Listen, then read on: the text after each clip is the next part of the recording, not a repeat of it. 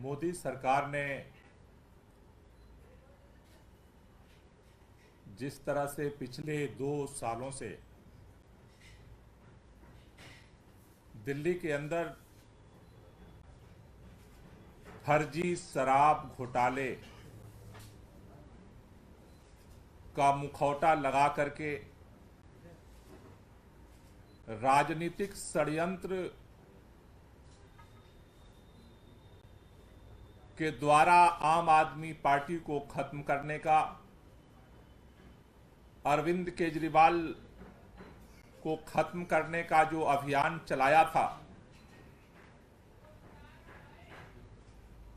जिस तरह से भारतीय जनता पार्टी की सरकार ने ईडी को, सीबीआई को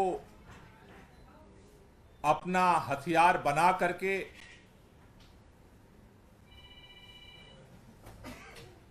फर्जी आरोपों के आधार पर एक एक करके आम आदमी पार्टी के नेताओं को गिरफ्तार करवाया। मनीष सिसोदिया जी को गिरफ्तार किया गया, संजय सिंह जी को गिरफ्तार किया गया, सत्येंद्र जैन जी को गिरफ्तार किया गया और अब दिल्ली के मुख्यमंत्री अरविंद केजरीवाल जी को भी तिहाड़ जेल गिरफ्तार करके भेज दिया गया। लेकिन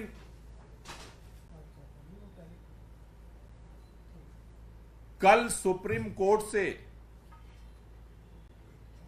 संजय सिंह जी की जमानत मिलने के बाद एक बात स्पष्ट हो गई है कि जो बात बार बार कही जा रही थी कि बिना किसी सबूत के, बिना किसी प्रमाण के, डरा करके, धमका करके, दबाव बना करके लोगों को सरकारी गवाह बना करके झूठे आरोप लगा करके ये सारी गिरफ्तारियां की गई हैं। कल सुप्रीम कोर्ट में ये सारा सच सामने आया है। ये भारतीय जनता पार्टी की षड्यंत्र और तानाशाही की सबसे बड़ी हार है। कल उनके सभी साजिशकर्ताओं को मुंह की खानी पड़ी है। 6 महीने से आपने बार बार सुना होगा अरविंद केजरीवाल जी को गिरफ्तार क्यों किया। भारतीय जनता पार्टी के सारे नेता एक ही बात दोहराते हैं, 9-9 सम्मन भेजा, 9-9 सम्मन भेजा, 9-9 सम्मन भेजा, और अरविंद केजरीवाल पूछताछ के लिए नहीं आए, इसलिए उनको गिरफ्तार कर लिया गया।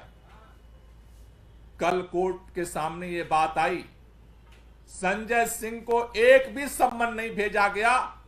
अचानक बिना सम्मन भेजे ईडी संजय सिंह जी के घर में घुसी और 5-6 घंटे बाद उठा करके लेके चली गई।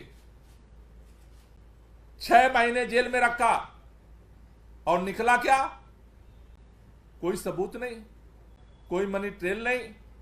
6 महीने में कुछ भी नहीं मिला। कल ईडी के सामने बोलने के लिए, ईडी कोर्ट के सामने ईडी को बोलने के लिए कुछ भी नहीं बचा था। यह है इस पूरे केस की सच्चाई।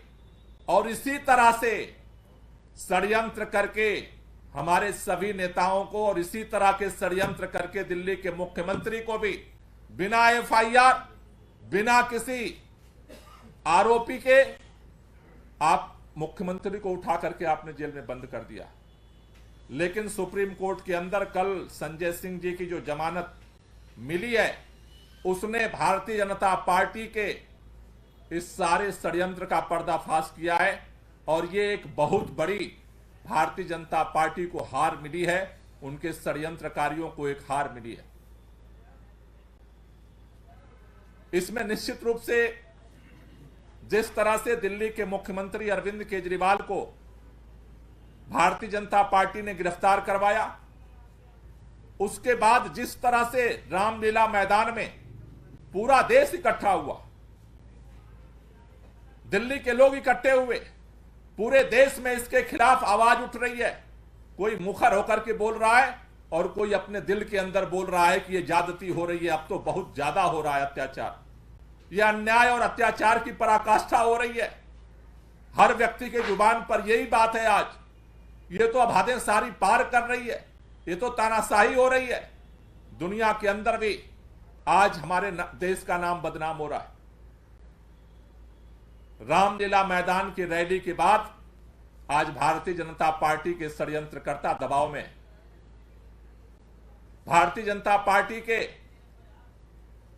सारे साजिशकर्ता आज दबाव में, और आज उनको यह लगता है कि कहीं अरविंद केजरीवाल की गिरफ्तारी उनके लिए भारी न पड़ जाए, क्योंकि आज पूरे देश के अंदर अगर गांव चट्टी चौराहे से लेकर के दुनिया के अंदर आज अगर चर्चा हो रही है तो एक ही बात की हो रही है कि जिस मुख्यमंत्री ने लोगों के लिए अपने जिंदगी को समर्पित किया, काम किया, आखिर आज वो जेल के अंदर क्यों है?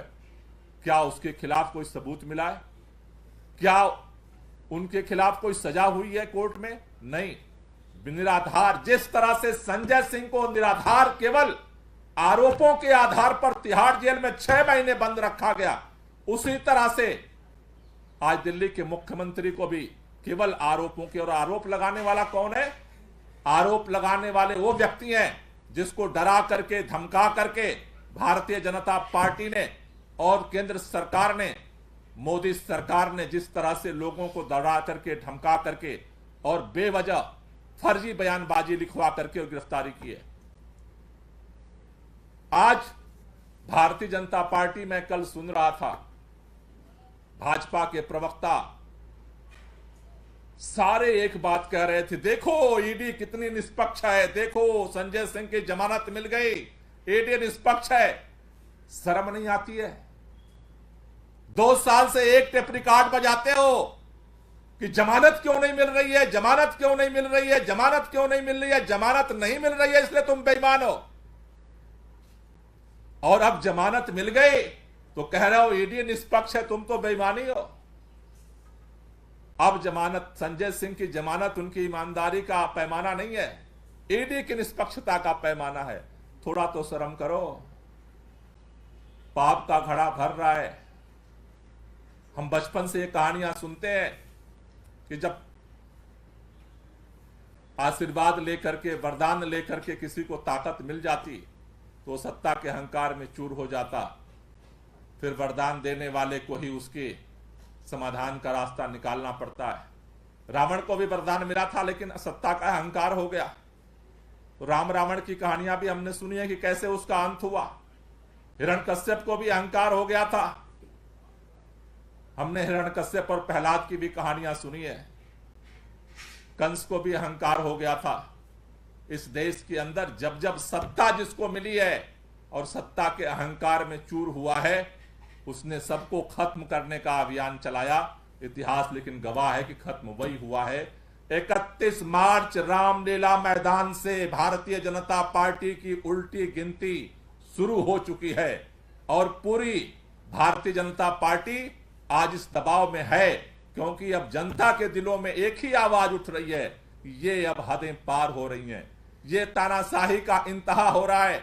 और इसके खिलाफ ये जो लड़ाई शुरू हुई है, ये लड़ाई जारी रहेगी। इस लड़ाई को लेकर के हम लोग और पूरे देश भर में जाएंगे।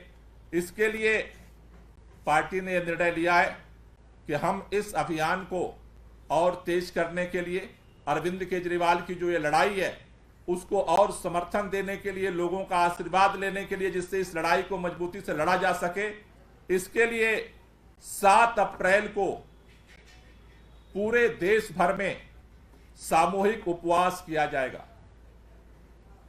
7 अप्रैल को जो लोग भी अरविंद केजरीवाल जी की गिरफ्तारी के खिलाफ हैं, जो लोग भी इस देश के संविधान को बचाना चाहते हैं, जो लोग भी इस देश में लोकतंत्र को बचाना चाहते हैं, जो लोग इस देश के अंदर जो ये अत्याचार और अन्याय हो रहा है उसको रोकना चाहते हैं, जो लोग इस देश से मोहब्बत करते हैं, उन सभी लोगों से ओपन कॉल है कि आप अगर अपने घर पे चाहें, आप अपने घर पे सामूहिक उपवास कर सकते हैं।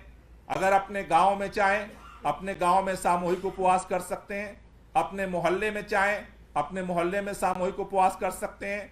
अपने ब्लॉक मुख्यालय पर अगर करना चाहते हैं, अपने ब्लॉक मुख्यालय पर आप अपना उपवास कर सकते हैं।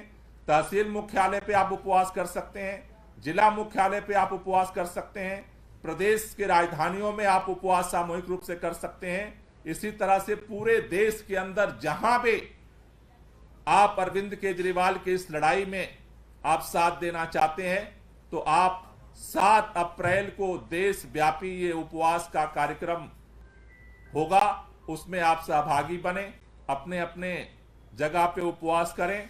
उसी तरह से पूरे देश में 7 तारीख को जैसे सामूहिक उपवास होगा इस गिरफ्तारी और तानाशाही के खिलाफ, दिल्ली के अंदर 7 अप्रैल को जंतर मंतर पे 11 बजे से सामूहिक उपवास किया जाएगा। दिल्ली में जो जंतर मंतर पे सामूहिक उपवास होगा, जिस सामूहिक उपवास में हमारे दिल्ली सरकार के सभी मंत्री, सभी विधायक, सांसद, हमारे सभी पार्षद, जो पदाधिकारी हैं वो सभी लोग शामिल होंगे।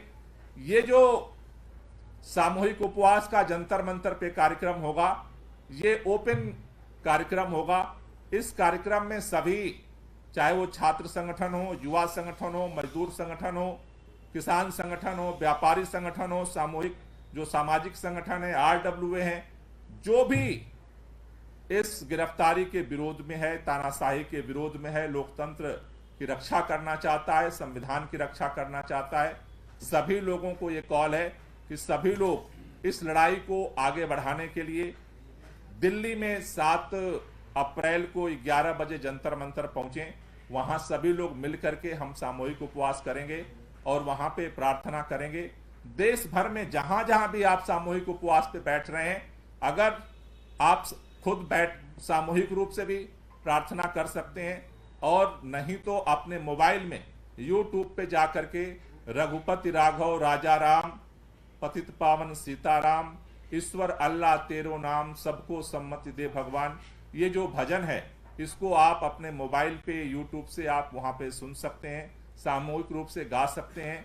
सभी मिलकर के ये प्रार्थना करेंगे कि अरविंद केजरीवाल को शक्ति मिले और अरविंद केजरीवाल जेल के अंदर रहते हुए इस लड़ाई को मजबूती के साथ लड़ सकें, इस तानाशाही के खिलाफ लड़ सकें, सच्चाई को सामने लाने के लिए लड़ सकें।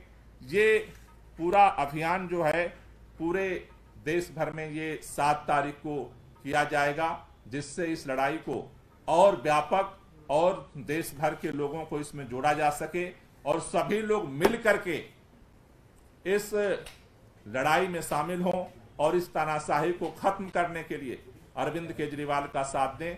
इसके लिए ये अभियान शुरू किया गया है। आप देश भर में, चाहे अपने घर पे, अपने गांव में, अपने कस्बे में, तहसील में, जिला में, प्रदेश में, कहीं भी सामूहिक उपवास कर रहे हैं, प्रार्थना सभा कर रहे हैं, आप उसकी तस्वीरें, आप उसके बारे में जो कुछ भी है वो केजरीवाल को आशीर्वाद.com पर आप उसकी सूचना, वो रिपोर्ट, उसकी फोटो खींच करके आप उस पे आप भेज सकते हैं, जिससे कि आप भी अरविंद केजरीवाल की इस लड़ाई में आप सहयोगी बन सकें।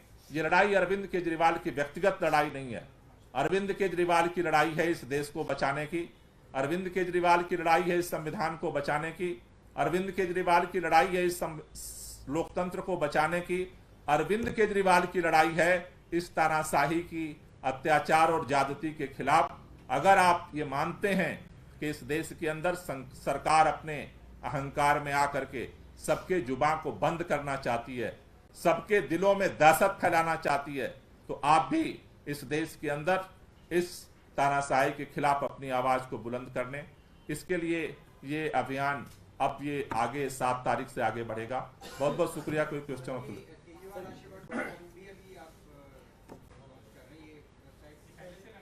ये वेबसाइट है पहले से।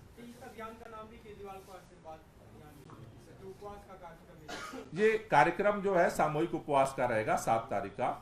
वहां पे जैसा मैंने कहा कि लोग अपना प्रार्थना करेंगे, उपवास करेंगे और इस उनको आशीर्वाद देंगे।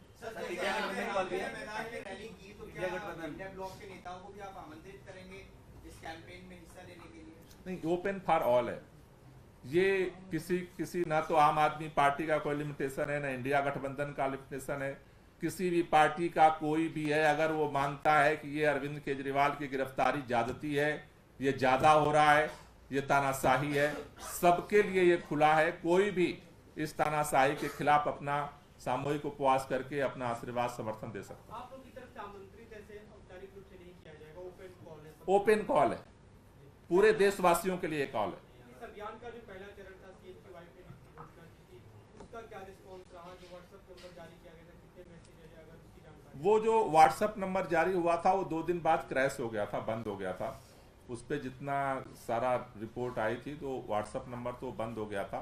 अब ये सारा जो है केजरीवाल को आशीर्वाद.com पर, इसीलिए आज हमने दोबारा उसको किया है कि इस पे ही सारे लोग भेजें। सभी लोगों के लिए कॉल है, उसमें किसी के लिए लिमिटेशन नहीं है। नहीं, वहाँ सर एक और सवाल है सर। हाँ सर सेहत को लेकर जो 4.5 किलो वजन मिला है वो आतिशी जी ने ट्वीट भी किया है और उस पर तिहाड़ जेल का कहना है कि उनका वजन 55 किलो था और 55 किलो ही है और उनकी स्वास्थ्य बिल्कुल ठीक है। ये तिहाड़ नहीं, तिहाड़ में तो अभी गए हैं वो, जब ईडी की कस्टडी में रहे हैं। ईडी की कस्टडी में जिस दिन गए थे उस दिन के बाद से और अब तक उसमें जो है वजन में कमी आई है। तिहाड़ में गए हैं तो तिहाड़ ने तिहाड़ का लिया होगा। Thank you. यहीं पे करेंगे उधर। नमस्कार, मैं हूं मानक गुप्ता। अगर आपको हमारा ये वीडियो पसंद आया हो तो इसे लाइक और शेयर जरूर करें और हां, हमें सब्सक्राइब और फॉलो करना ना भूलें ताकि आप देश और दुनिया की कोई खबर मिस ना करें। तो जुड़े रहिए हमारे साथ और देखते रहिए न्यूज़ 24।